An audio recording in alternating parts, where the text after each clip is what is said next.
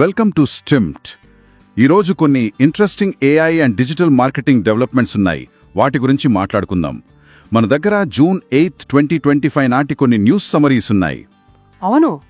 అంటే ఏఐలో వస్తున్న మార్పులు, ఇంకా మనం ఇన్ఫర్మేషన్ ఎలా వెతుకుతామనే దానిలో కొత్త ట్రెండ్స్, వీటిని కొంచెం లోతుగా చూద్దాం.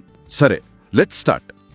చాలా విషయాలున్నాయి. అసలు చైనా నుంచి వస్తున్న ఒక కొత్త ఓపెన్ సోర్స్ ఏఐ మోడల్, తర్వాత యాపిల్కి కొన్ని ఛాలెంజెస్ ఉన్నాయట.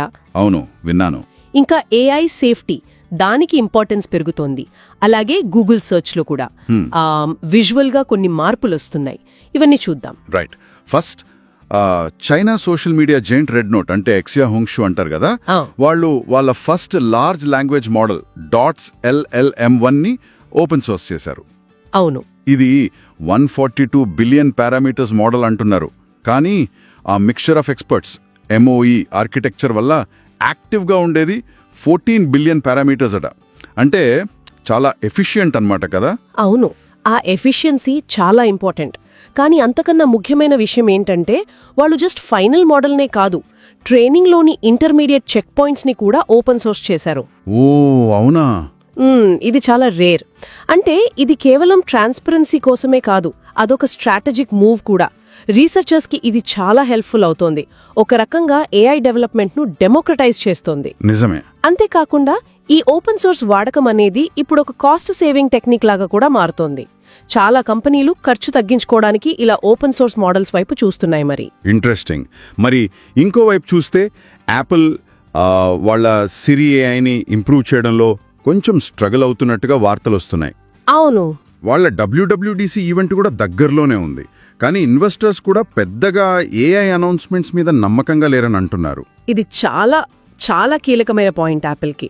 ఎందుకంటే వాళ్ళు ఈ యాపిల్ ఇంటెలిజెన్స్ అనే దాని మీద బాగా డిపెండ్ అవుతున్నారు హార్డ్వేర్ సేల్స్ పెంచుకోవడానికి.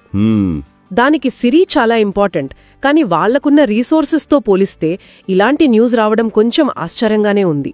అంటే అత్యాధునిక ఏఐ డెవలప్మెంట్ ఎంత ఛాలెంజింగ్గా ఉందో ఇది చూపిస్తోంది. మరి వాళ్ళ వాల్డ్ గార్డెన్ అప్రోచ్ దీనికి అడ్డంకవుతుందా? అవ్వచ్చు. అంటే వాళ్లకున్న ఆ క్లోజ్డ్ ఎకోసిస్టమ్ ఏఐ విషయంలో కొంచెం స్లోగా రియాక్ట్ అవ్వడం, ఇవి నెగటివ్గా మారే అవకాశం ఉంది.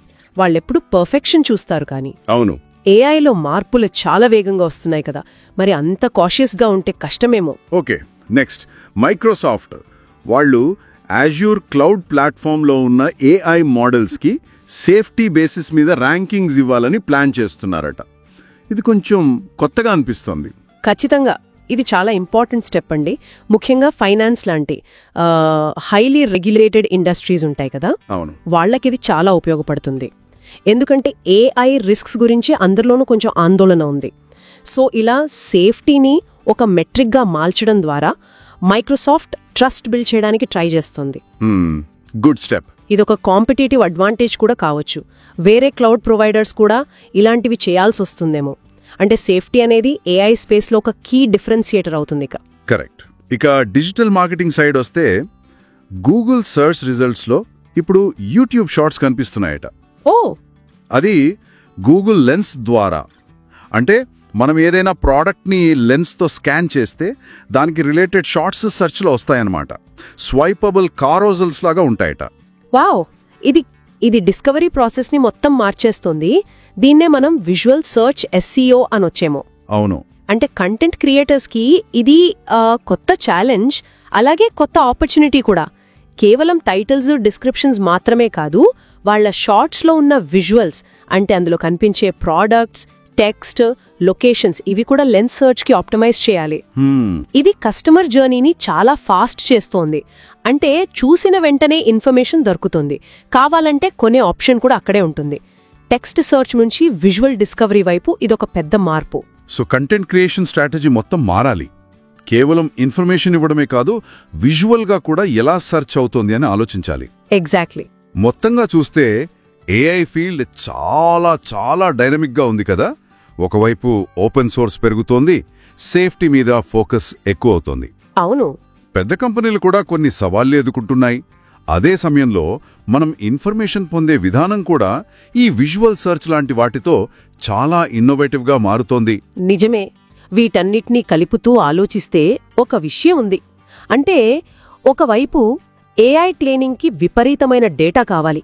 ఈ మధ్య రెడ్డిట్ ఆంథ్రాపిక్ ఇష్యూ చూసాం కదా, డేటా వాడకం గురించి. అవును, ఆ వివాదం.